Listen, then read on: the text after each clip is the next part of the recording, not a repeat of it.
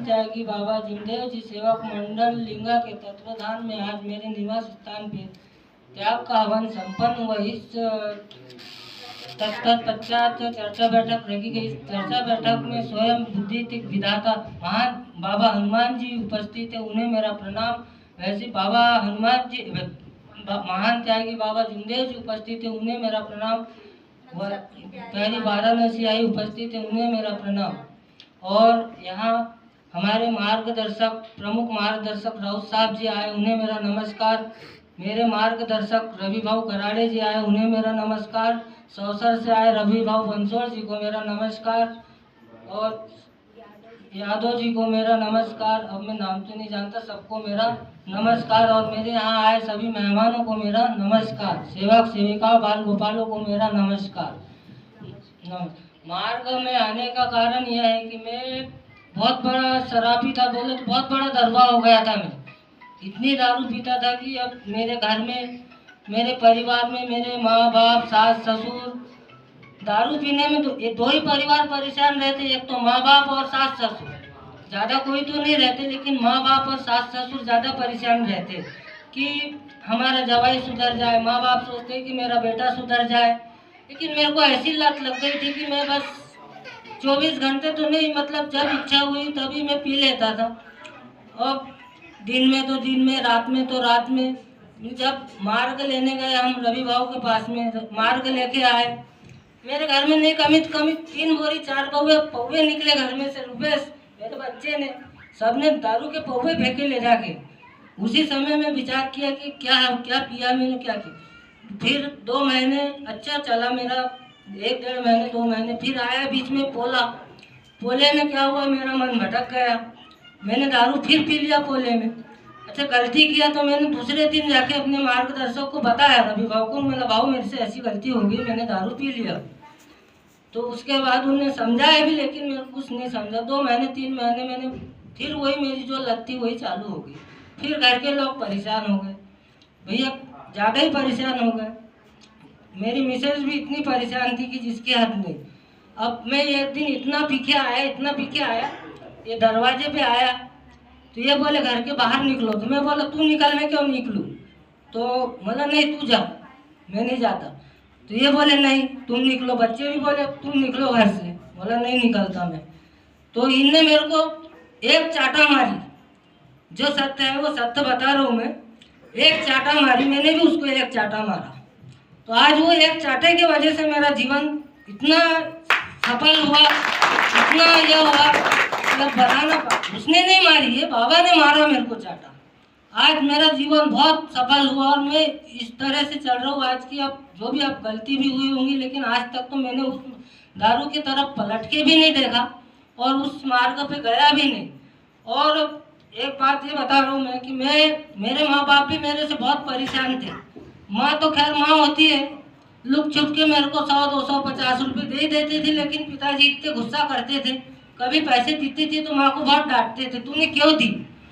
पर वो माँ दे देती थी कि चल भैया इसका खर्चा पानी हो, इसको दूँ मैं पैसे। माँ को दया आ जाती थी। ऐसे ही कुछ दिन चलते चलते अब देखो, माँ बाप का आशीर्वाद सबसे बड़ा आशीर्वाद है, उससे बढ़ के कोई आशीर्वाद नहीं है। ये तो मैं अपने आप में बता रहा हूँ कि मेरे को मेरे माँ बाप का आशीर्वाद मिला और मेरे बाबा का आशीर्वाद मिला कि मैं आज ये मंजिल पे पहुँचा हूँ कि अब। तो एक दिन क्या हुआ, मेरे पिताजी का हाथ टूटा। तो मैंने उनके लिए बहुत दौड़ा धूपी किया, उनको ले जाना लाना, उनका हाथ सुधारा, कहाँ कहाँ लेके गया, उनका हाथ सुधरा। मैं ऐसे ही एक दिन खेत गया, खेत में मेरे पिताजी पानी ओढ़ रहे थे। हम दोनों बाप बेटे आम के झाड़ के नीचे गए थे। तो मेरे पिताजी ने मेरे को यही बोला, बेटा बोले आज तेरे वजह से मेरा हाथ सुधरा, बोले मेरा बहुत बड़ा आशीर्वाद है बेटा तेरे को। बोले उस दिन से मेरी नैया इतनी पार लगी। 15 दिन नहीं हुए हमने त्याग का कार्य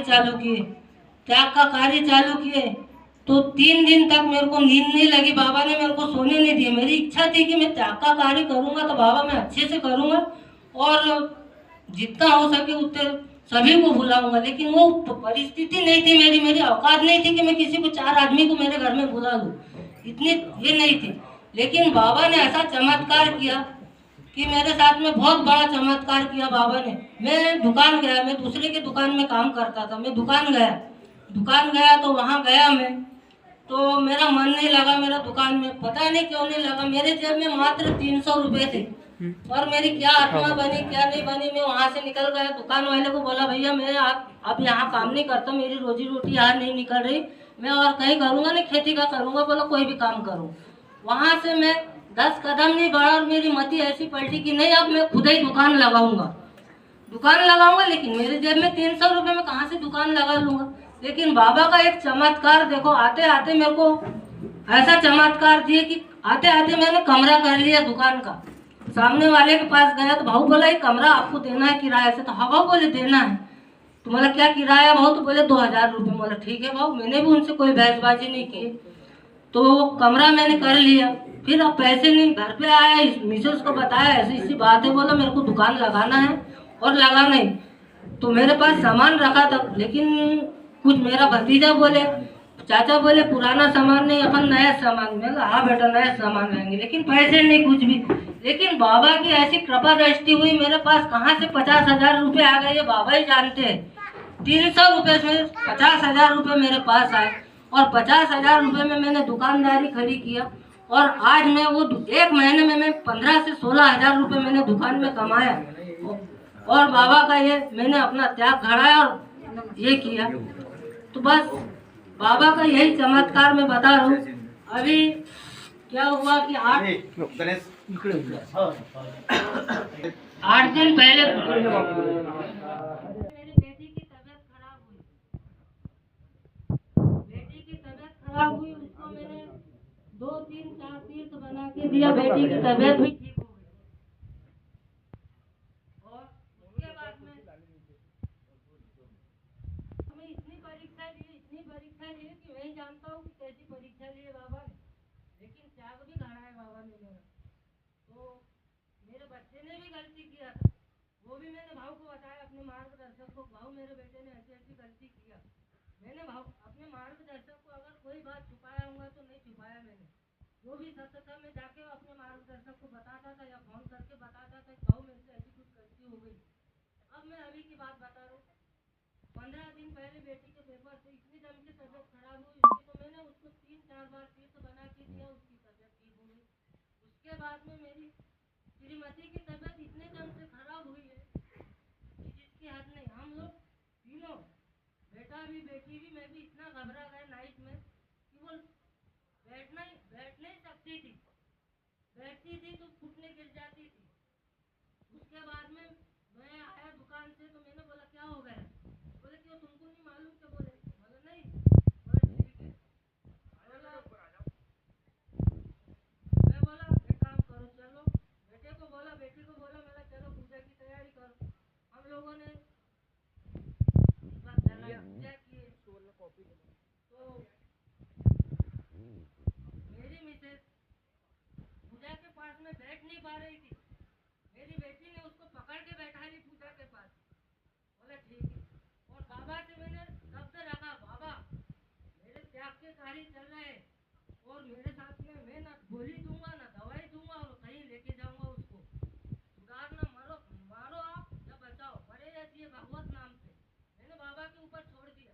मैं बोला मैं कुछ नहीं कर सकता, मेरी कोई औकात नहीं है। आपको जो करना है उसको मारना है मारो, बचाना है बचाओ। मैंने शब्द दिया बाबा को कि 1 घंटे में बाबा मेरी पत्नी खड़ी होना चाहिए।